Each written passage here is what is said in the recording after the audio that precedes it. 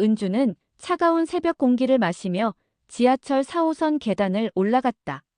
손목시계를 보니 새벽 5시 30분. 오늘도 어김없이 시작되는 하루였다.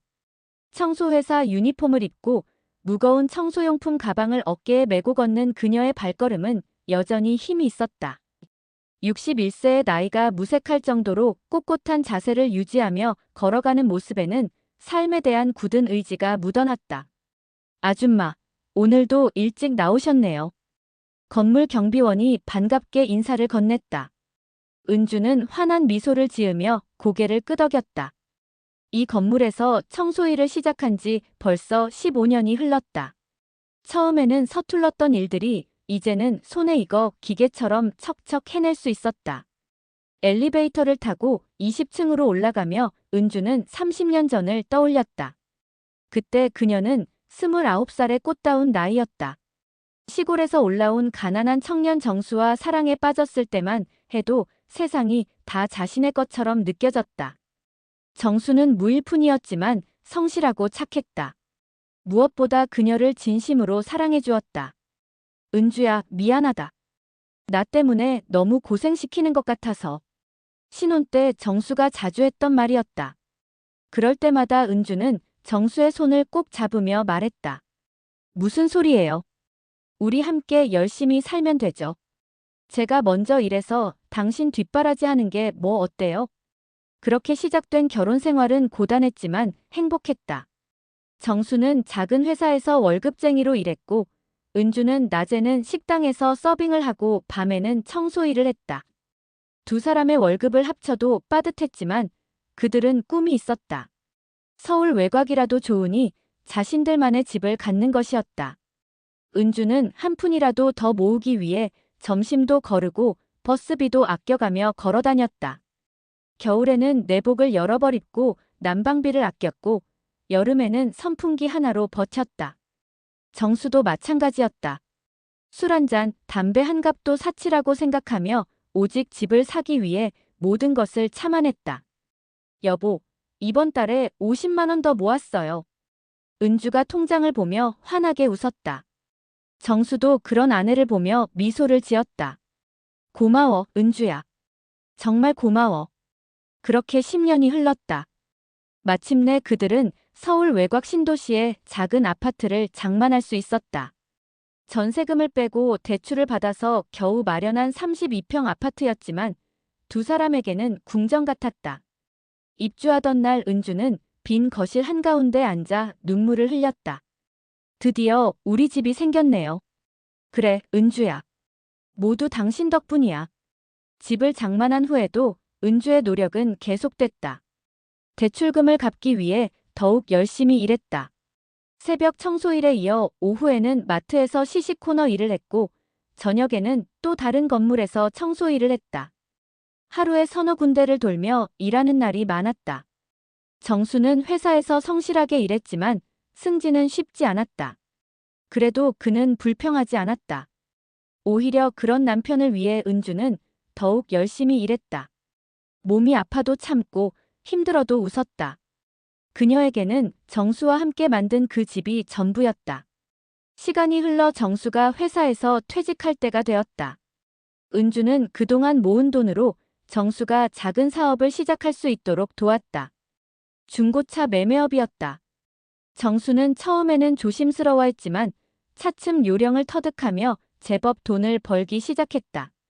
은주야, 이제 좀 쉬어도 될 것 같은데. 정수가 조심스럽게 말했다. 하지만 은주는 고개를 저었다. 아니에요. 저는 일하는 게 좋아요. 그리고 혹시 모르잖아요. 더 모아두면 나중에 도움이 될 거예요.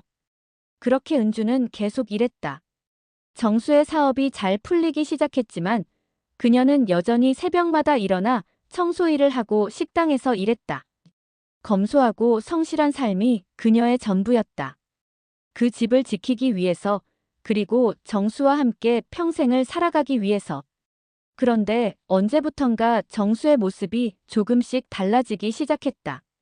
사업으로 돈을 만지기 시작하면서 옷차림도 신경 쓰고 외출도 잦아졌다. 처음에는 사업 때문이려니 했지만 점점 이상한 느낌이 들기 시작했다. 여보, 오늘 늦을 것 같아요. 정수가 전화를 걸어왔다. 요즘 자주 듣는 말이었다. 알겠어요. 조심히 다녀오세요. 은주는 여전히 다정하게 대답했다. 30년 넘게 함께 살아온 남편을 믿고 있었다. 그리고 그녀가 그토록 소중하게 지켜온 그 집에서 그들의 사랑도 영원히 계속될 것이라고 믿고 있었다. 하지만 은주는 아직 몰랐다. 정수의 마음속에 다른 여자가 들어와 있다는 것을, 그리고 그녀가 평생에 걸쳐 피땀 흘려 일군 모든 것이 위험에 처해 있다는 것을. 새벽 청소일을 마치고 집으로 돌아가는 지하철 안에서 은주는 여전히 평온한 표정으로 창밖을 바라보고 있었다. 은주가 처음 이상함을 느낀 것은 정수의 셔츠에서 나는 낯선 향수 냄새 때문이었다. 평소 향수를 전혀 사용하지 않는 남편의 옷에서 달콤하고 진한 여성용 향수 냄새가 났다. 은주는 빨래를 하다가 그 냄새를 맡고 잠시 손을 멈췄다. 이상하네. 이런 냄새가 어디서 났을까? 하지만 곧 고개를 저었다. 중고차 매매업을 하다 보면 여러 사람들을 만나게 되니 그런 사람에게서 냄새가 옮겨왔을 수도 있다고 생각했다. 30년을 함께 살아온 남편을 의심하고 싶지 않았다. 그런데 며칠 후 또 다른 이상한 일이 벌어졌다. 정수가 휴대폰을 유독 신경 쓰기 시작한 것이다. 예전에는 아무렇지 않게 테이블 위에 둔 채 화장실에 가거나 잠시 외출했는데 이제는 어디를 가든 휴대폰을 꼭 챙겨 다녔다. 여보, 휴대폰 두고 가셨어요. 은주가 현관에서 소리쳤지만 정수는 이미 엘리베이터를 탔는지 대답이 없었다. 그 순간 정수가 계단을 뛰어 올라오는 소리가 들렸다. 휴대폰. 깜빡했네. 정수는 숨을 헐떡이며 휴대폰을 챙겨 다시 나갔다. 그 모습이 왠지 어색해 보였다. 그 이후로 정수는 더욱 조심스럽게 행동했다.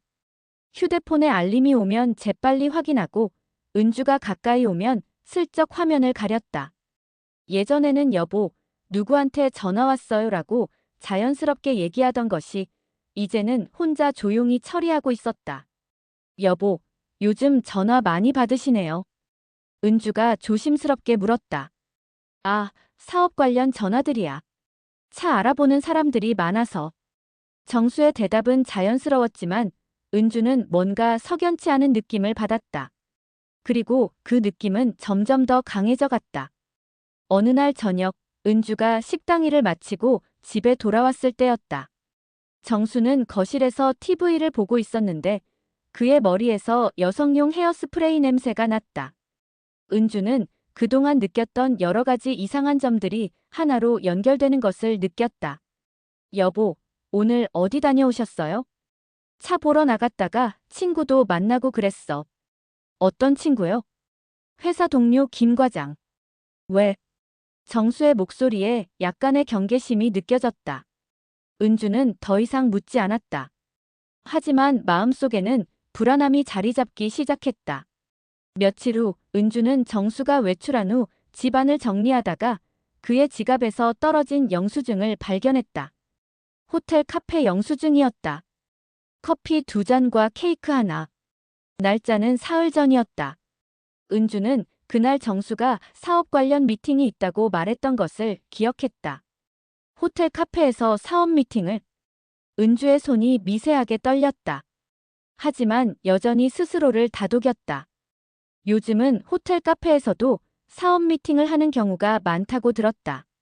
너무 예민하게 반응하는 것일 수도 있다고 생각했다. 그런데 이상한 일들은 계속됐다. 정수의 신용카드 내역을 확인하던 은주는 자신도 모르는 화장품 매장과 레스토랑 결제 내역을 발견했다. 그것도 한두 번이 아니었다. 평소 외식을 거의 하지 않고 화장품에는 전혀 관심이 없던 정수의 변화된 소비 패턴이 눈에 띄었다.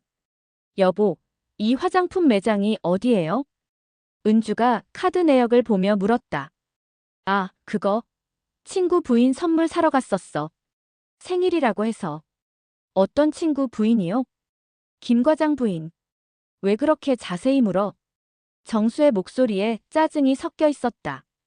예전에는 이런 것들을 물어봐도 전혀 신경 쓰지 않았는데 이제는 방어적으로 반응했다. 그날 밤 은주는 잠이 오지 않았다. 침대에 누워 천장을 바라보며 지난 몇 개월간의 일들을 다시 생각해봤다. 향수 냄새, 휴대폰 신경 쓰기, 늦은 귀가, 호텔 카페 영수증, 화장품 매장 결제. 하나하나는 설명이 가능했지만 모든 것이 합쳐지니 하나의 그림이 그려지기 시작했다. 설마, 설마 정수가? 은주는 고개를 저었다. 30년 넘게 함께 살아온 남편이다. 그것도 자신이 그토록 헌신적으로 뒷바라지해준 남편이. 그런 남편이 자신을 배신할 리가 없다고 믿고 싶었다. 하지만 여자의 직감은 거짓말을 하지 않았다. 정수의 행동 하나하나에서 느껴지는 어색함, 변명할 때의 표정, 자신을 피하는 시선들이 모두 하나의 메시지를 보내고 있었다. 다른 여자가 있다. 은주는 그 생각을 떨쳐내려고 애썼지만 한 번 의심이 시작되자 모든 것이 의심스럽게 보였다. 정수가 샤워를 오래 하는 것도, 옷차림에 신경 쓰는 것도, 거울을 자주 보는 것도 이상하게 느껴졌다. 다음 날 아침, 정수가 외출 준비를 하고 있을 때였다. 은주는 커피를 마시며 그를 바라봤다.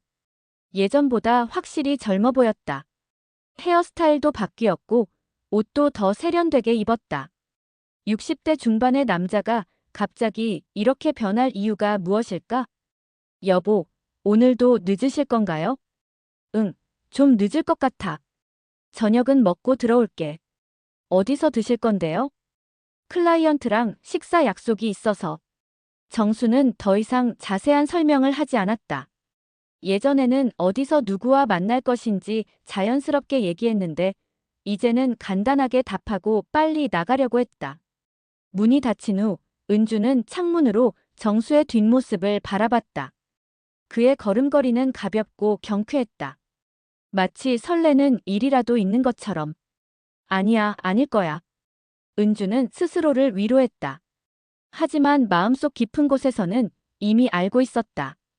30년 넘게 함께 살아온 남편이 변했다는 것을. 그리고 그 변화의 이유가 무엇인지도. 그날 밤 정수는 새벽 1시가 넘어서 집에 돌아왔다. 술 냄새와 함께 또 다른 여자의 향수 냄새가 났다. 은주는 잠든 척하며 그 냄새를 맡았다. 이제는 확신했다. 정수에게 다른 여자가 있다는 것을. 하지만 여전히 직접적인 증거는 없었다. 의심만으로는 30년 결혼 생활을 깨뜨릴 수 없었다. 은주는 조금 더 기다려보기로 했다. 그리고 기회가 되면 정수의 휴대폰을 확인해 보기로 마음먹었다. 그 기회는 생각보다 빨리 찾아왔다. 일주일 후 토요일 오후 정수가 샤워를 하러 욕실에 들어가면서 휴대폰을 거실 소파에 깜빡 두고 간 것이었다. 은주는 심장이 두근거리는 것을 느꼈다.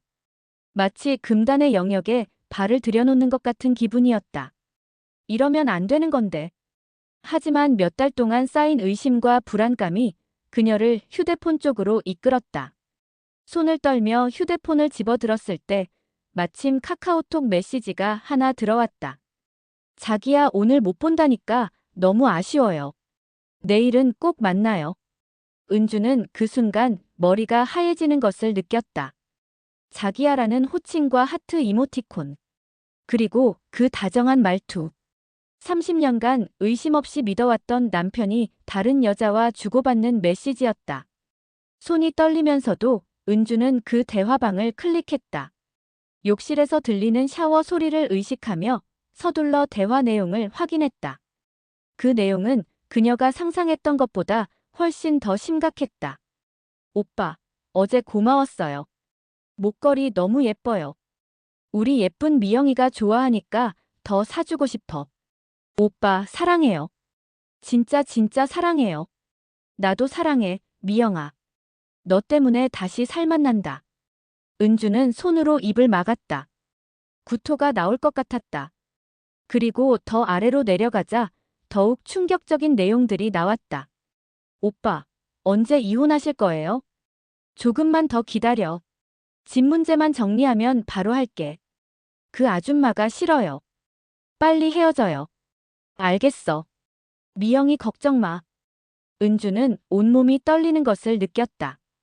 단순한 외도가 아니라 이혼을 전제로 한 진지한 관계였다. 그리고 그 여자는 자신을 아줌마라고 부르고 있었다. 30년간 헌신적으로 뒷바라지해준 아내를 그렇게 부르고 있었다. 더 올라가서 확인해 보니 그들의 관계는 벌써 6개월 전부터 시작된 것 같았다. 호텔에서 찍은 사진들, 레스토랑에서의 데이트 사진들, 그리고 침대에서 찍은 듯한 친밀한 사진들까지. 은주는 더 이상 볼 수 없었다. 그런데 그 순간 욕실에서 샤워 소리가 멈췄다. 은주는 재빨리 휴대폰을 원래 자리에 놓고 부엌으로 피했다. 심장이 터질 것 같았다. 여보, 커피 한 잔 타줄래? 정수가 욕실에서 나와 말했다. 은주는 최대한 자연스럽게 대답했다. 네, 지금 탈게요. 하지만 손이 너무 떨려서 컵을 제대로 잡기 힘들었다. 정수는 그런 은주를 보며 이상하게 생각했지만 별말은 하지 않았다. 아, 그냥 나가서 마실게. 친구 만나기로 했거든. 또 나가세요? 응, 좀 중요한 일이 있어서. 정수는 서둘러 옷을 갈아입고 나갔다. 은주는 그가 나간 후 화장실로 달려가 구토를 했다. 속이 완전히 뒤틀리는 것 같았다. 그날 밤 은주는 한잠도 잘 수 없었다. 머릿속에서 계속 그 메시지들이 맴돌았다. 자기야, 사랑해, 이혼, 아줌마. 모든 단어들이 그녀의 마음을 파고들었다. 다음 날 아침, 정수는 평소와 다름없이 행동했다. 오히려 더 다정하게 굴었다. 죄책감 때문인지 은주에게 더 친절하게 대했다. 여보, 오늘 뭐 먹고 싶은 거 있어? 아니요, 괜찮아요. 요즘 피곤해 보이는데 좀 쉬어도 되지 않을까? 은주는 비웃음이 나왔다. 자신이 피곤해 보이는 이유가 무엇 때문인지 뻔히 알면서도 그런 말을 하는 정수가 얄밉기까지 했다. 그 후 며칠간 은주는 정수의 모든 행동을 다른 시각으로 바라보게 되었다. 외출할 때의 설렘, 휴대폰을 확인할 때의 미소, 늦게 들어올 때의 기분 좋은 표정들. 모든 것이 다른 여자 때문이라는 것을 알고 나니 견디기 힘들었다. 미영이라는 이름도 알아냈다. 그리고 그 여자가 마사지숍에서 일한다는 것도. 정수보다 20년 가까이 어린 여자였다. 은주는 그 여자가 어떻게 생겼는지 궁금해서 견딜 수 없었다. 마침내 은주는 결심했다. 정수가 외출한 틈을 타서 그의 휴대폰을 다시 확인해 보기로 했다. 이번에는 더 자세히, 그리고 증거가 될 만한 것들을 찾아보기로 했다. 며칠 후 기회가 왔다. 정수가 샤워를 하러 들어갔을 때 은주는 그의 휴대폰을 들고 사진첩을 확인했다. 그리고 그곳에서 더욱 충격적인 것들을 발견했다. 호텔 침대에서 찍은 사진들, 레스토랑에서의 데이트 사진들, 그리고 그 여자가 보낸 노골적인 사진들까지. 은주는 그 사진들을 보며 울음이 터져 나왔다. 하지만 소리내서 울 수는 없었다. 더 충격적인 것은 정수가 그 여자에게 보낸 메시지였다. 미영아, 이제 진짜 이혼 준비해야겠다. 집 명의를 내 걸로 바꿔놓았으니까 이제 마음 편하게 할 수 있을 거야. 은주는 그 메시지를 보고 온몸에 소름이 돋았다. 집 명의를 바꾼 이유가 이혼 때문이었던 것이다. 정수는 처음부터 계획적으로 모든 것을 준비하고 있었다. 그 순간 욕실 문이 열리는 소리가 들렸다. 은주는 재빨리 휴대폰을 원래 자리에 놓고 부엌으로 피했다. 하지만 이번에는 확실히 알았다. 정수가 단순히 바람을 피우는 것이 아니라 자신과의 결혼 생활을 끝내고 그 여자와 새 출발을 하려고 한다는 것을. 그날 밤 은주는 침대에 누워 천장을 바라보며 생각했다. 30년간의 결혼 생활, 그동안의 모든 헌신과 사랑이 한순간에 무너져 내리는 것 같았다. 그리고 무엇보다 두려운 것은 앞으로 어떻게 될지 모른다는 것이었다. 집 명의를 바꿔놓았다는 그 메시지가 계속 머릿속을 맴돌았다. 평생에 걸쳐 피땀 흘려 모은 돈으로 산 그 집이 이제는 정수 명의가 되어 있다는 것. 그리고 그것이 이혼을 위한 사전 작업이었다는 것. 은주는 그제야 깨달았다. 자신이 얼마나 순진했는지를, 그리고 정수가 얼마나 치밀하게 모든 것을 계획했는지를. 사랑하는 남편이라고 믿었던 사람이 사실은 자신을 버리기 위해 오랫동안 준비해왔다는 것을. 이제 은주에게 남은 선택지는 많지 않았다. 모른 척하고 계속 살아갈 것인가, 아니면 맞서 싸울 것인가. 하지만 어떤 선택을 하든 그녀의 삶은 이미 되돌릴 수 없이 변해버렸다. 은주가 정수의 불륜 사실을 확인한 지 일주일이 지났다. 그녀는 평소와 다름없이 행동하려고 노력했지만 정수와 눈을 마주치는 것조차 힘들어졌다. 식사를 함께 할 때마다 목이 메어 음식을 삼키기 어려웠고 밤에는 정수 옆에 누워있는 것 자체가 고문 같았다. 그럼에도 은주는 평정심을 유지하려고 애썼다. 30년간의 결혼 생활을 한순간의 감정으로 끝낼 수는 없었다. 혹시 정수가 마음을 돌릴 수도 있고 아니면 그 여자와의 관계가 일시적인 일탈일 수도 있다고 생각했다. 무엇보다 그들이 함께 일군 모든 것을 지키고 싶었다. 그런데 어느 날 저녁 정수가 갑작스럽게 이상한 제안을 했다. 여보, 진명의 말인데. 정수가 저녁 식사를 마치고 조심스럽게 말을 꺼냈다. 은주는 포크를 들고 있던 손이 굳어지는 것을 느꼈다. 진명이가 왜요?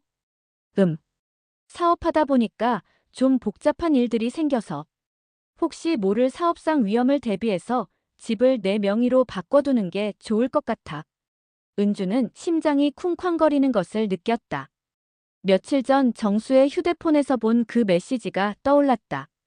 진명이를 내 걸로 바꿔놓았으니까 이제 마음 편하게 할 수 있을 거야.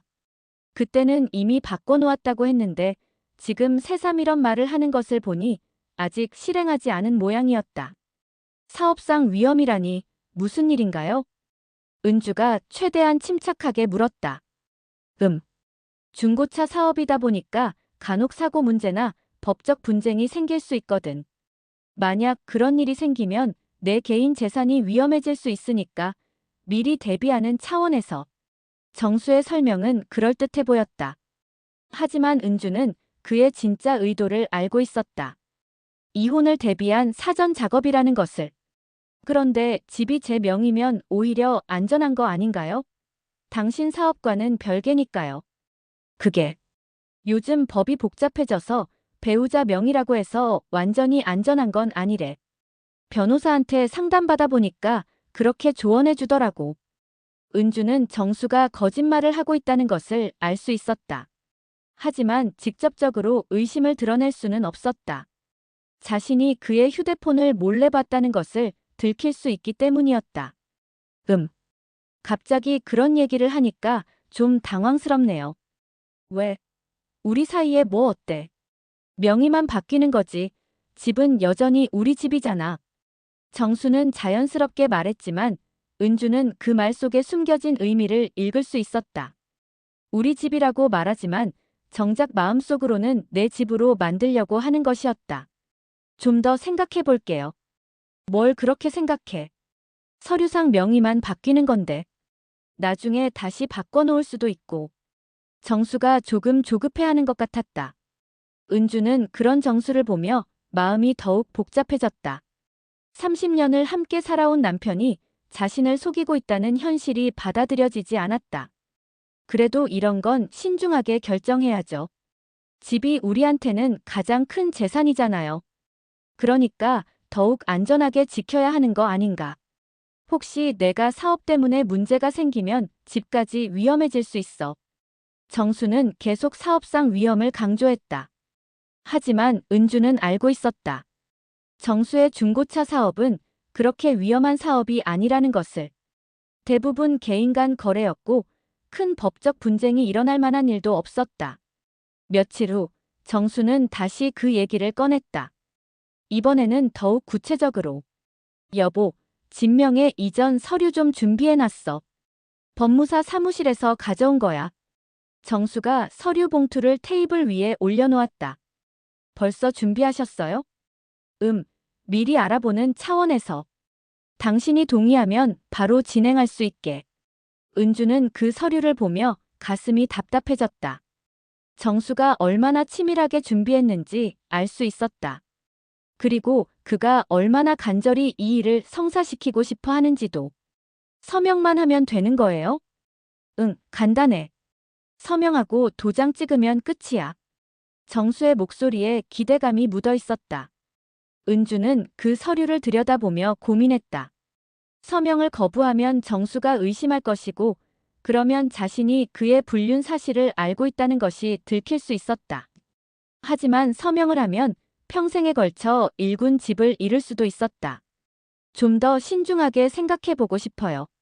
뭘 그렇게 복잡하게 생각해? 우리 사이 아닌가? 정수가 약간 짜증을 내는 것 같았다. 평소 같으면 은주가 원하는 대로 기다려줬을 텐데 이번에는 달랐다. 일주일이 더 지나자 정수는 더욱 적극적으로 나섰다. 여보, 이번 주 안에는 서류 처리를 했으면 좋겠는데. 사업상 급한 일이 생겨서. 무슨 급한 일인데요? 새로운 투자 이야기가 나왔거든. 그런데 그 전에 재산 정리를 확실히 해놔야 한다는 거야. 은주는 정수가 점점 더 그럴듯한 거짓말을 만들어내는 것을 보며 서글펐다. 언제부터 남편이 이렇게 자신을 속이는데 능숙해졌을까? 그 투자라는 게 뭔가요? 중고차 매매 사업을 좀 더 크게 확장하는 거야. 그런데 법적으로 복잡한 부분이 있어서 미리 정리해놔야 해. 결국 은주는 더 이상 버틸 수 없었다. 계속 거부하면 정수가 의심할 것이고, 그러면 상황이 더 악화될 수 있었다. 차라리 일단 서명을 하고 나중에 대응책을 찾는 것이 나을 것 같았다. 알겠어요. 서명할게요. 정말 고마워, 여보. 정수의 얼굴에 안도의 표정이 스쳤다. 은주는 그런 정수를 보며 마음이 아팠다. 30년간 함께 살아온 남편이 자신을 속이고 기뻐하는 모습을 보는 것이 얼마나 고통스러운지. 은주는 떨리는 손으로 서류에 서명했다. 그리고 도장을 찍었다. 그 순간 그녀가 평생에 걸쳐 피땀 흘려 모은 돈으로 산 집의 소유권이 정수에게 넘어갔다. 고생했어, 여보. 정말 고마워. 정수가 다정하게 말했지만 은주는 그 말이 공허하게 들렸다. 이제 그녀에게는 정말로 아무것도 남지 않을 수도 있다는 생각이 들었다. 그날 밤 은주는 잠이 오지 않았다. 자신이 방금 무엇을 했는지, 그리고 앞으로 무엇이 기다리고 있는지 생각하니 두려웠다. 하지만 이미 되돌릴 수 없었다. 서명은 끝났고 집은 이제 정수 명의가 되었다. 며칠 후 정수는 더욱 자주 외출하기 시작했다. 집 명의가 자신에게 넘어오자 마음이 편해진 것인지 더 이상 은주 눈치를 보지 않았다. 그리고 그 여자와의 만남도 더욱 빈번해졌다. 은주는 그런 정수를 보며 자신이 얼마나 큰 실수를 했는지 깨달았다. 하지만 이미 늦었다. 집은 정수 명의가 되었고 이제 그는 언제든지 자신을 내쫓을 수 있게 되었다. 그리고 그날이 생각보다 빨리 찾아왔다. 집 명의가 정수에게 넘어간 지 한 달이 지났다. 은주는 그동안 불안한 마음을 애써 달래며 일상을 유지하려고 노력했다. 여전히 새벽에 일어나 청소일을 하고 식당에서 일했다. 하지만 정수의 태도는 점점 더 변해갔다. 예전에는 그래도 겉으로라도 다정한 척했는데 이제는 그런 연기조차 하지 않았다. 은주가 말을 걸어도 건성으로 대답하거나 아예 무시했다. 식사도 자주 밖에서 해결하고 집에 있는 시간도 현저히 줄었다. 여보, 저녁 드실 거예요? 은주가 부엌에서 물었지만 정수는 대답 없이 외출 준비를 했다. 오늘도 늦을 거니까 기다리지 말고 먼저 드세요. 그리고는 문을 쾅 닫고 나갔다. 은주는 혼자 준비한 저녁 식사를 바라보며 한숨을 쉬었다. 이런 일이 이제는 일상이 되어버렸다. 어느 날 밤 정수가 새벽 2시가 넘어서 들어왔다. 술에 완전히 취해서 비틀거리며 들어온 그는 은주를 보자 갑자기 화를 내기 시작했다. 뭘 그렇게 쳐다봐. 어디서 그렇게 늦게까지. 내가 어디 있든 당신이 상관할 일 아니야. 정수의 목소리는 거칠었고 눈빛은 차갑기만 했다. 은주는 30년을 함께 살아온 남편에게서 이런 모습을 본 적이 없었다. 마치 완전히 다른 사람이 된 것 같았다. 그 후로 정수의 태도는 더욱 노골적으로 변했다. 은주가 준비한 식사의 트집을 잡고 집안의 사소한 일들에도 불평을 늘어놓았다. 마치 은주의 존재 자체가 귀찮다는 듯이 행동했다. 이 집이 너무 답답해. 어느 날 정수가 중얼거렸다. 은주는 그 말을 듣고 가슴이 철렁했다. 무언가 좋지 않은 일이 일어날 것 같은 예감이 들었다. 그리고 그 예감은 곧 현실이 되었다. 3월의 어느 화요일 오후였다. 은주는 평소와 같이 식당 일을 마치고 집으로 돌아왔다. 그런데 현관문 앞에 서서 비밀번호를 누르는데 문이 열리지 않았다. 이상하네. 은주는 다시 한번 천천히 비밀번호를 눌렀다. 하지만 여전히 문이 열리지 않았다. 혹시 비밀번호를 잘못 기억하고 있나 싶어서 여러 번 시도해봤지만 결과는 같았다. 설마 비밀번호를 바꾼 건 아니겠지? 불안한 마음에 은주는 정수에게 전화를 걸었다. 여보, 집 비밀번호가 안 되는데. 아, 그거 바꿨어. 왜 바꾸셨어요? 말도 없이. 보안상 바꾸는 게 좋을 것 같아서. 새 비밀번호는. 잠깐만. 정수가 전화를 끊었다. 은주는 현관문 앞에 서서 정수의 전화를 기다렸다. 하지만 10분이 지나도 20분이 지나도 전화가 오지 않았다. 다시 전화를 걸었지만 이번에는 받지 않았다. 은주는 점점 불안해졌다. 혹시 정말로 자신을 집에 들이지 않으려는 것은 아닐까? 그런데 그때 현관 옆에 놓인 큰 가방들이 눈에 들어왔다. 검은색 여행 가방 3개가 나란히 놓여 있었다. 은주는 그 가방들을 보고 심장이 멎는 것 같았다. 그 가방들은 분명히 자신의 것이었다. 이게 뭐야? 은주는 떨리는 손으로 가방의 지퍼를 열었다. 그 안에는 자신의 옷가지들과 개인용품들이 들어있었다. 마치 누군가가 급하게 짐을 싸놓은 것 같았다. 그 순간 엘리베이터가 열리며 정수가 나타났다. 그는 은주를 보고도 전혀 놀라지 않았다. 오히려 예상했다는 듯한 표정이었다. 왜 이렇게 늦게 와? 여보, 이게 뭐예요? 왜 제 짐이 여기에? 당신이 나가야 할 것 같아서. 정수의 말은 담담했다. 마치 날씨 이야기를 하는 것처럼 자연스러웠다. 은주는 귀를 의심했다. 나가야 한다는 게 무슨. 우리 이제 그만 헤어져. 정수가 단호하게 말했다. 은주는 그 말을 듣고 다리에 힘이 빠지는 것을 느꼈다. 갑자기 왜 이런 소리를. 갑자기가 아니야. 나는 진작부터 생각하고 있었어. 더 이상 당신하고는 못 살겠어. 30년을 함께 살았는데 갑자기 그런 말을. 30년이면 충분하지 않나? 이제 각자 다른 길을 가는 게 서로에게 좋을 것 같아. 은주는 정수의 차가운 말투에 온몸이 떨렸다. 이것이 정말 현실인지 믿을 수 없었다. 집은 어떻게 하라고 하세요? 여기가 우리 집인데. 집은 이제 내 명이야. 당신도 알잖아. 명의만 바뀐 거라고 하셨잖아요. 그때는 그렇게 말했지만 지금은 상황이 달라졌어. 정수는 냉정했다. 은주가 울먹이며 항의해도 전혀 흔들리지 않았다. 그럼 저는 어디서 살라고 하세요? 그건 당신이 알아서 해야 할 일이야. 나는 더 이상 책임질 수 없어. 여보, 제발. 한 번만 더 생각해 보세요. 우리가 함께 이룬 모든 것들이. 더 이상 얘기할 것 없어. 내 결정은 바뀌지 않아. 정수는 은주를 밀어내고 집 안으로 들어갔다.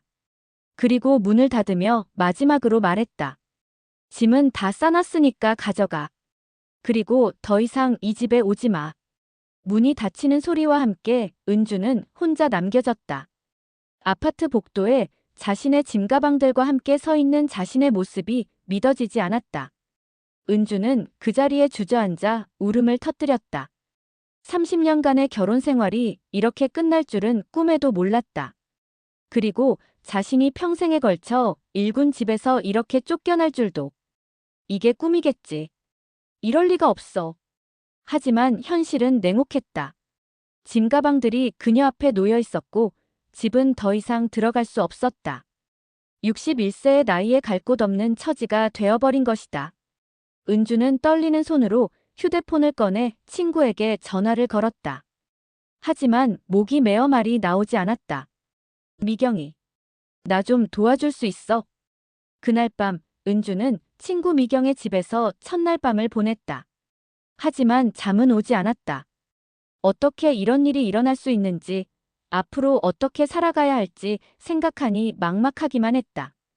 며칠 후 은주는 더욱 충격적인 사실을 알게 되었다. 집이 이미 다른 사람 명의로 넘어갔다는 것이었다. 정수가 집을 팔기라도 한 것일까? 아니면 등기부등본을 떼어보니 집의 새로운 소유자는 김미영이었다. 그 이름을 보는 순간 은주는 모든 것을 이해했다. 정수가 자신과 바람을 피우고 있던 그 여자였다. 은주는 그 순간 분노와 절망이 동시에 밀려오는 것을 느꼈다. 자신이 평생에 걸쳐 피땀 흘려 모은 돈으로 산 집이 남편의 불륜 상대에게 넘어간 것이었다. 이보다 더 잔인한 배신이 있을까? 은주가 친구 미경의 집에 얹혀 산 지 일주일이 지났다. 작은 원룸에서 미경과 함께 지내는 것은 쉽지 않았다. 미경은 친구를 위해 기꺼이 도움을 주고 있었지만 은주는 눈치가 보였다. 미경아, 정말 미안해. 좀 더 찾아보고 나갈게. 뭔 소리야? 천천히 해. 그런데 정말 정수가 그럴 줄 몰랐다. 미경도 정수를 오랫동안 알고 지낸 사이였다. 그래서 이번 일이 더욱 충격적이었다. 겉으로는 성실하고 착실해 보였던 남자가 이런 일을 벌일 줄은 누구도 예상하지 못했다.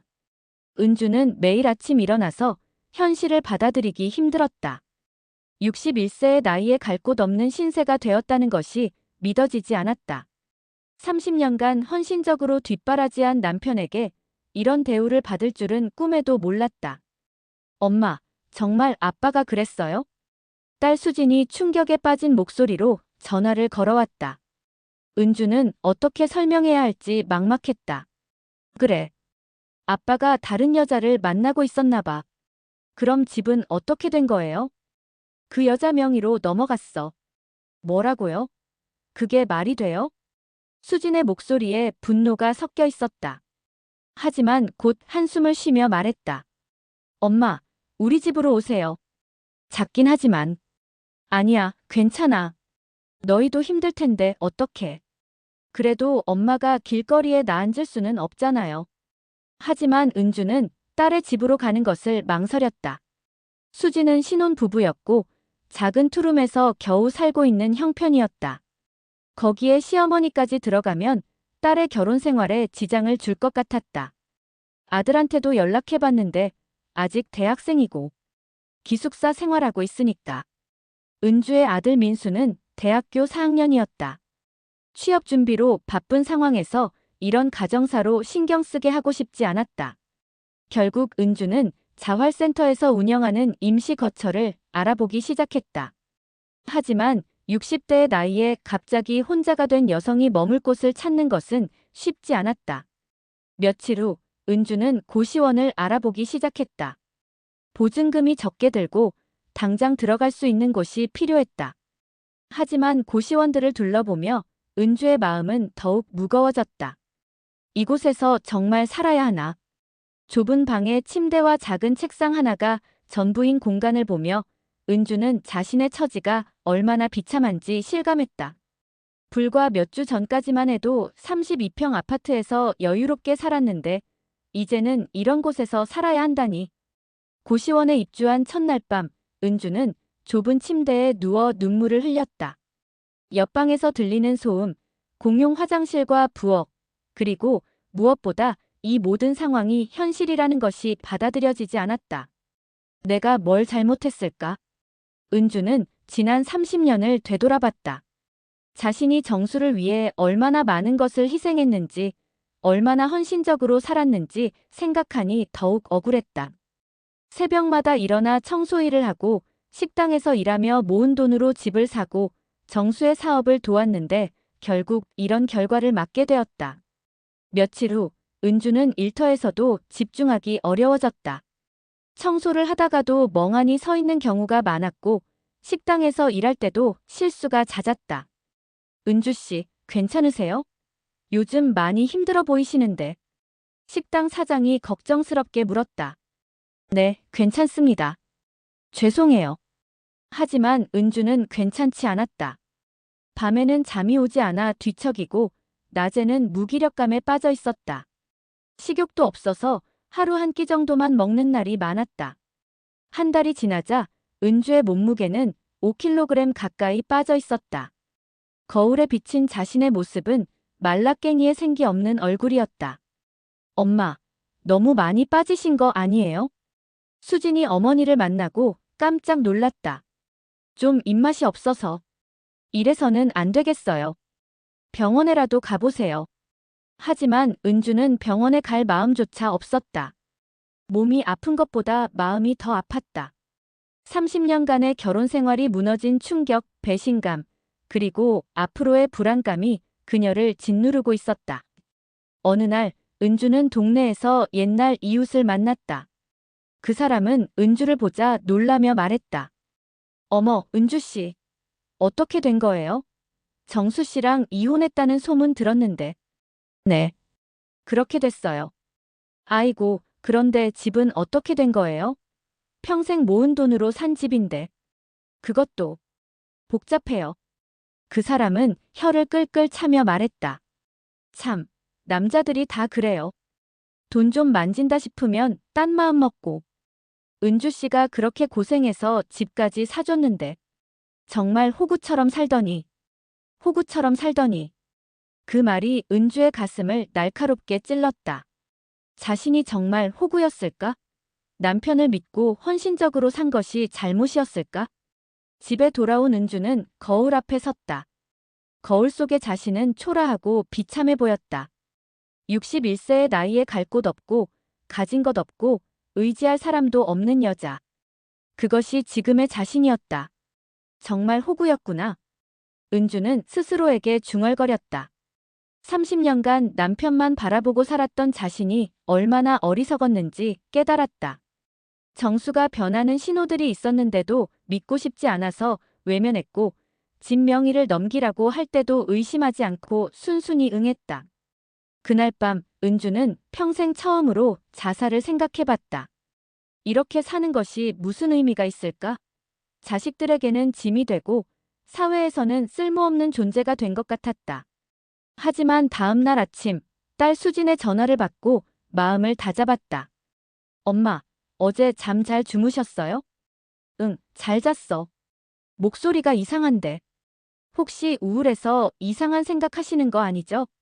딸의 걱정스러운 목소리를 듣고 은주는 자신이 얼마나 소중한 존재인지 다시 한번 깨달았다. 자식들에게는 여전히 필요한 어머니였고 포기할 수 없는 이유가 있었다. 아니야, 괜찮아. 엄마가 그런 사람 아니야. 정말요? 너무 걱정돼서. 나중에 시간 될 때 한번 만나요. 전화를 끊고 나서 은주는 마음을 다잡았다. 지금은 힘들지만 이대로 무너질 수는 없었다. 30년간 헌신했던 자신의 삶이 잘못되었다고 해서 앞으로의 삶까지 포기할 수는 없었다. 그리고 무엇보다 정수와 그 여자에게 이렇게 무너져서는 안 되었다. 그들이 자신을 우습게 본 만큼 다시 일어서서 당당하게 살아가야 했다. 은주는 그날부터 조금씩 달라지기 시작했다. 일단 제대로 된 식사를 하려고 노력했고 친구들과의 만남도 다시 시작했다. 그리고 무엇보다 중요한 것은 법적으로 자신의 권리를 찾을 방법을 알아보기 시작한 것이었다. 미경아, 혹시 변호사 아는 사람 있어? 변호사? 왜? 집이랑 재산 문제 때문에. 이대로 당할 수는 없잖아. 미경은 은주의 변화된 모습을 보며 안도했다. 며칠 전까지만 해도 죽은 사람처럼 보였는데 이제는 다시 살아날 의지를 보이고 있었다. 그래, 그래야지. 당에만 있을 은주가 아니잖아. 내가 아는 법무사가 있어. 소개해줄게. 그날 밤 은주는 오랜만에 깊이 잠들었다. 아직 앞길이 막막하긴 했지만 이제는 포기하지 않겠다는 의지가 생겼다. 30년간의 헌신과 사랑이 헛되지 않도록, 그리고 자신의 인생을 되찾기 위해 싸워보기로 결심했다. 은주가 자원봉사센터에서 소개받은 변호사를 만난 것은 고시원에 들어온 지 한 달 반이 지난 후였다. 김민수 변호사는 40대 초반의 젊은 남성으로 은주의 이야기를 차근차근 들어주었다. 어려운 상황이시네요. 하지만 포기하기에는 이르다고 생각합니다. 김 변호사가 은주의 사연을 듣고 말했다. 정말 방법이 있을까요? 진명이는 이미 넘어갔고, 명의가 넘어갔다고 해서 모든 것이 끝난 건 아닙니다. 부인께서 그 집의 실질적인 출자자였다는 증거들을 찾아보죠. 김 변호사는 은주에게 필요한 서류들을 안내해 주었다. 그동안의 통장 내역, 급여 명세서, 집 구입 당시의 자금 출처 증명 서류들이 필요했다. 다행히 부인께서 꼼꼼하게 관리해 오신 것 같네요. 은주가 가져온 서류들을 보며 김 변호사가 말했다. 은주는 30년간 모든 가계부를 기록해왔고 중요한 영수증들도 보관해두고 있었다. 이 통장 내역들을 보면 집 구입 자금의 대부분이 부인의 소득에서 나온 것이 명확합니다.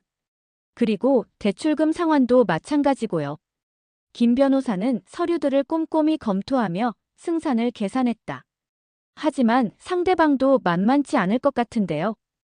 이미 집을 제3자에게 넘긴 상황이니까. 그 제3자가 단순한 매수자가 아니라 남편의 불륜 상대라는 점이 중요합니다. 이는 사기성 증여로 볼 수 있어요. 소송 준비는 생각보다 복잡했다. 은주는 지난 30년간의 모든 기록들을 뒤져가며 증거를 수집해야 했다. 자신의 급여 내역, 집안 경제 기여도, 집 구입 과정에서의 역할 등을 하나하나 입증해야 했다. 엄마, 이거 다 필요한 거예요? 수진이 어머니를 도와 서류를 정리하며 물었다. 응, 변호사님이 자세할수록 좋다고 하셨어. 정말 아빠가 그럴 줄 몰랐어요. 이렇게까지 철저하게 준비했다니. 증거를 수집하는 과정에서 은주는 정수가 얼마나 치밀하게 계획했는지 알 수 있었다. 진명의 이전뿐만 아니라 다른 재산들도 교묘하게 빼돌려 놓은 것이 발견되었다. 이 정기예금도 언제 해지됐네요? 김 변호사가 은주의 통장 내역을 보며 말했다. 네. 그런 게 있었나요? 여기 보세요. 작년 11월에 3천만 원짜리 정기예금이 해지됐어요. 은주는 그 사실을 전혀 몰랐다. 정수가 혼자서 해지한 것 같았다. 공동명의로 되어 있어서 한 사람만의 동의로도 해지가 가능했던 것이다. 소송이 시작되자 정수 측에서도 변호사를 선임했다. 그리고 예상대로 강하게 맞서기 시작했다. 원고가 주장하는 바는 사실과 다릅니다. 집 구입 자금은 피고의 소득으로 마련된 것이며 원고는 단순히 명의만 빌려준 것에 불과합니다. 정수 측 변호사의 주장이었다. 은주는 그 말을 듣고 분노가 치밀어 올랐다. 30년간 자신이 얼마나 고생했는지, 얼마나 많은 돈을 벌어왔는지 모르는 게 아닐 텐데. 부인, 차분히 하세요. 우리는 증거가 있으니까요. 김 변호사가 은주를 진정시켰다. 법정에서의 첫 번째 변론이 시작되었다. 은주는 떨리는 목소리로 자신의 이야기를 했다. 저는 신혼 때부터 30년간 하루도 빠짐없이 일했습니다. 새벽 5시에 일어나서 청소 일을 하고, 낮에는 식당에서 일하고, 저녁에도 또 다른 곳에서 청소 일을 했습니다. 그렇게 번 돈은 모두 어디에 썼습니까? 김 변호사가 물었다. 집 사는데 모두 썼습니다. 한 푼이라도 더 모으려고 점심도 거르고 버스비도 아껴가며 걸어 다녔습니다. 법정에는 은주의 30년간 급여 명세서와 통장 내역이 증거로 제출되었다. 그 방대한 자료들은 은주가 얼마나 성실하게 일했는지, 그리고 그 돈이 모두 집 구입과 대출 상환에 사용되었는지를 명확하게 보여주었다. 피고 측에서는 집 구입 자금이 피고의 소득에서 나왔다고 주장하는데 이에 대해 어떻게 생각하십니까? 말도 안 됩니다. 남편은 퇴직 전까지 월급이 제 절반도 안 됐습니다. 퇴직 후에는 중고차 사업을 했지만 그것도 제가 모은 돈으로 시작한 것입니다. 정수도 증인으로 나와 자신의 입장을 밝혔다. 하지만 그의 주장은 앞뒤가 맞지 않았다. 집 구입 자금을 어떻게 마련하셨습니까? 정수 측 변호사가 물었다. 제가 그동안 모은 돈으로. 구체적으로 어떤 방법으로 모으셨습니까? 회사에서 받은 월급과 기타 소득으로. 하지만 제출된 자료들은 정수의 주장을 뒷받침하지 못했다. 오히려 은주의 소득이 훨씬 많았고 집 구입 자금의 대부분이 은주의 통장에서 나간 것이 명확했다. 그렇다면 집을 김미영 씨에게 증여한 이유는 무엇입니까? 김 변호사가 정수에게 날카롭게 물었다. 그건 사업상 필요에 의해서. 사업상 필요라고 하셨는데 김미영 씨와는 어떤 관계입니까? 그냥 아는 사이입니다. 단순히 아는 사이에게 억대의 부동산을 증여하신 건가요? 정수는 대답을 하지 못했다. 법정에서 불륜 관계를 인정할 수는 없었지만 그렇다고 해서 증여의 합리적 이유를 설명할 수도 없었다. 재판이 진행되면서 점점 더 많은 사실들이 밝혀졌다.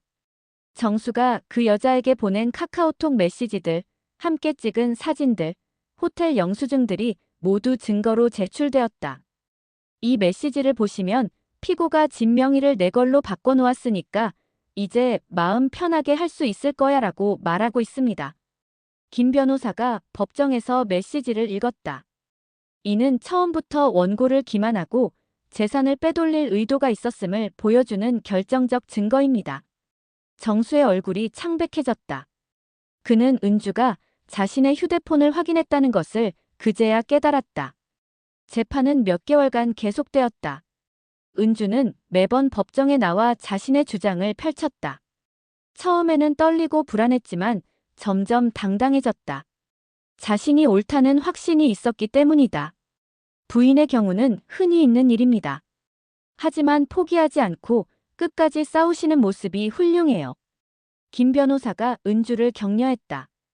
이제 와서 후회해도 소용없지만 그래도 제 권리는 찾고 싶어요. 마침내 1심 판결이 나왔다.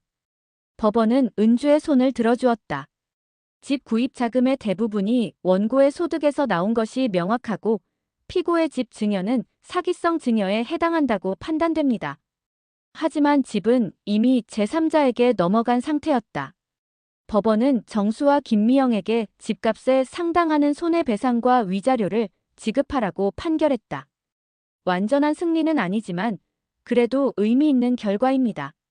김 변호사가 말했다. 정수 측에서는 항소를 했지만 2심에서도 비슷한 결과가 나왔다. 다만 손해배상액은 조금 줄어들었다. 재판이 끝나고 나서 은주는 복잡한 심정이었다. 집은 되찾지 못했지만 그래도 자신의 정당성을 인정받았다는 것만으로도 의미가 있었다.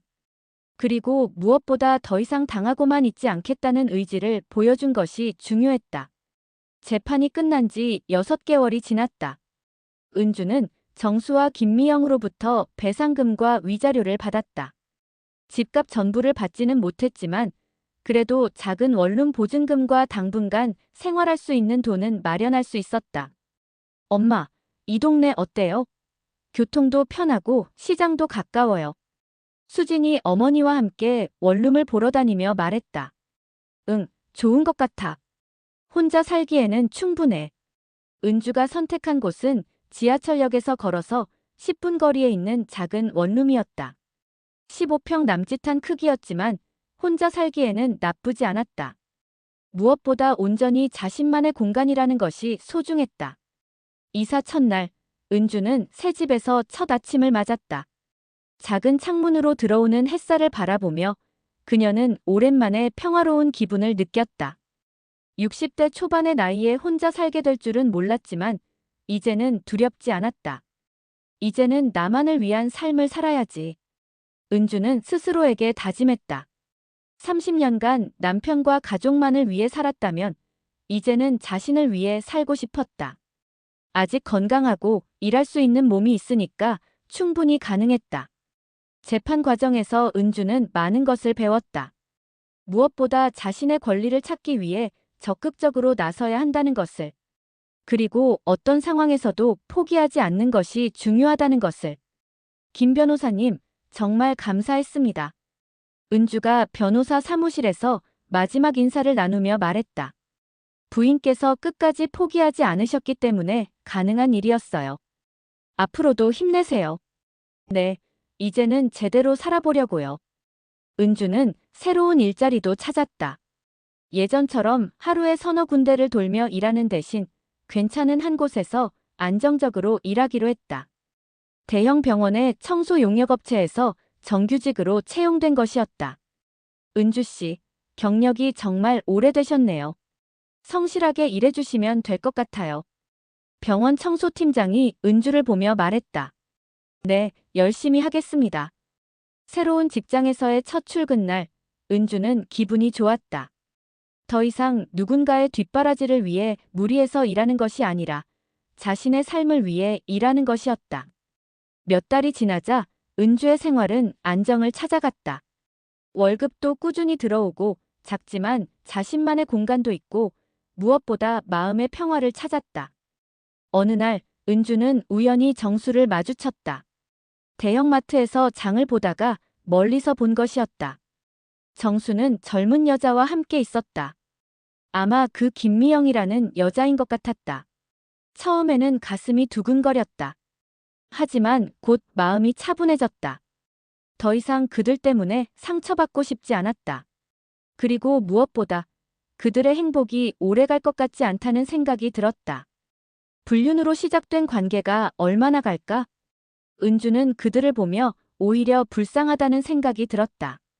자신은 30년간 진정한 사랑과 헌신을 했지만 그들의 관계는 거짓과 배신 위에 세워진 것이었다. 몇 달 후 은주는 뜻밖의 소식을 들었다. 정수가 사업에 실패해서 큰 빚을 지게 되었다는 것이었다. 엄마, 아빠가 사업 망해서 집까지 빼앗겼대요. 수진이 어머니에게 전해준 소식이었다. 그래. 그럼 그 여자는 어떻게 됐을까? 그 여자도 아빠를 떠났다고 하던데요. 돈이 없어지니까 바로 떠나버렸다나 봐요. 은주는 그 소식을 듣고 복잡한 심정이었다. 한편으로는 정수가 자업자득이라는 생각이 들었지만 다른 한편으로는 30년을 함께 살았던 사람이 그렇게 된 것이 안타깝기도 했다. 하지만 동정심은 거기까지였다. 정수가 스스로 선택한 길이었고 그 결과도 스스로 감당해야 하는 것이었다. 엄마는 정말 잘하신 것 같아요. 그때 포기하지 않고 끝까지 싸우셔서. 수진이 어머니를 보며 존경스럽다는 표정으로 말했다. 그래, 포기했으면 정말 아무것도 남지 않았을 거야. 은주는 지난 2년을 돌아보며 감회가 새로웠다. 처음에는 절망적이었지만 포기하지 않고 싸운 결과 지금의 평화를 얻을 수 있었다. 한 해가 더 지나자 은주의 삶은 완전히 안정을 찾았다. 병원에서의 일도 익숙해졌고 동료들과의 관계도 좋았다. 무엇보다 자신만의 시간을 갖게 된 것이 가장 큰 변화였다. 주말이면 도서관에 가서 책을 읽거나 공원을 산책했다. 가끔은 친구들과 만나 차를 마시며 이야기를 나누기도 했다. 30년간 해보지 못했던 자신만의 취미 생활을 시작한 것이었다. 은주야, 요즘 정말 밝아졌다. 예전보다 훨씬 좋아 보여. 친구 미경이 은주를 보며 말했다. 그래, 나도 그런 것 같아. 처음에는 막막했는데 이제는 혼자 사는 게 편해. 그때는 정말 어떻게 될까봐 걱정했는데 잘 이겨내서 다행이야. 어느 일요일 오후 은주는 작은 카페에 앉아 창밖을 바라보고 있었다. 지나가는 사람들을 보며 여유로운 시간을 보내고 있을 때 문득 지난 시간들이 떠올랐다.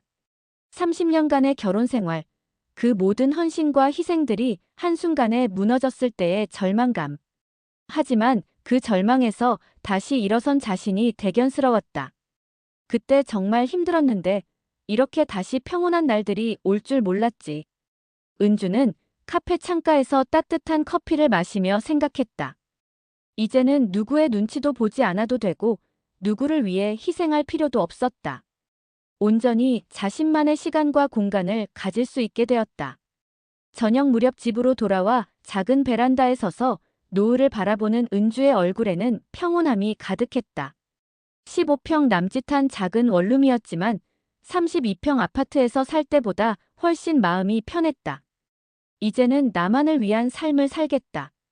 은주는 창밖 노을을 바라보며 다시 한번 다짐했다. 60대 초반이라는 나이가 새로운 시작을 하기에 늦다고 생각할 수도 있지만 그녀에게는 충분한 시간이 남아 있었다. 며칠 후 은주는 자원봉사활동에 참여하기 시작했다. 혼자 사는 어르신들의 도시락 배달 봉사였다. 자신과 비슷한 처지의 어르신들을 도우며 은주는 또 다른 보람을 느꼈다. 은주 씨, 정말 감사해요. 이렇게 따뜻한 밥을 먹은 지 오래됐어요. 도시락을 받은 한 할머니가 고마워하며 말했다. 별 말씀을요. 저도 도움을 받은 몸인걸요. 봉사활동을 하면서 은주는 자신보다 더 어려운 처지의 사람들을 많이 만났다. 그리고 그들을 도우며 자신의 삶이 얼마나 소중한지 다시 한번 깨달았다. 한 해가 또 지나갔다. 은주의 삶은 이제 완전히 새로운 궤도에 올라 있었다. 정수와의 결혼 생활이 끝났을 때는 모든 것이 끝난 것 같았지만 지금은 새로운 시작이었다는 것을 알 수 있었다. 어느 날 저녁, 은주는 일기를 쓰기 시작했다. 30년간 바쁘게 살면서 해보지 못했던 일이었다. 오늘은 병원에서 새로운 동료가 왔다. 나보다 조금 어린 분인데 남편을 잃고 혼자 살고 계신다고 한다. 나와 비슷한 처지이지만 상황은 다르다. 나는 배신당했지만 그분은 사별을 겪으셨다. 하지만 우리 모두 새로운 삶을 살아가고 있다는 점에서는 같다. 일기를 쓰면서 은주는 자신의 마음을 정리할 수 있었다. 그리고 하루하루가 얼마나 소중한지 다시 한번 느꼈다. 며칠 후 은주는 예상치 못한 연락을 받았다. 정수가 자신에게 만나자고 연락을 한 것이었다. 무슨 일인지 모르겠지만 꼭 만나고 싶다고 하네요. 수진이 어머니에게 전달해준 메시지였다. 만날 이유가 없어. 이미 끝난 일이야. 은주는 정수를 만날 생각이 없었다. 이미 자신의 삶에서 그는 과거였고 더 이상 어떤 영향도 받고 싶지 않았다. 하지만 정수는 계속 연락을 시도했다. 결국 은주는 한 번만 만나보기로 했다. 마지막으로 정리하고 싶은 마음도 있었고 정수가 무슨 말을 하고 싶어 하는지 궁금하기도 했다. 카페에서 만난 정수는 많이 초라해져 있었다. 옷차림도 예전만 못했고 얼굴에는 피로가 가득했다. 은주야. 미안하다. 정수가 첫마디로 사과했다. 지금 와서 미안하다고 해서 뭐가 달라져요? 그래도 하고 싶은 말이 있어서. 정수는 그동안의 일들을 털어놓았다. 사업 실패, 그 여자의 배신, 혼자가 된 현실에 대해. 하지만 은주는 별로 동정심이 들지 않았다. 그래서 저한테 뭘 바라는 거예요? 다시 시작할 수는 없을까? 정수의 말에 은주는 웃음이 나왔다. 믿기지 않는다는 표정으로 정수를 바라봤다.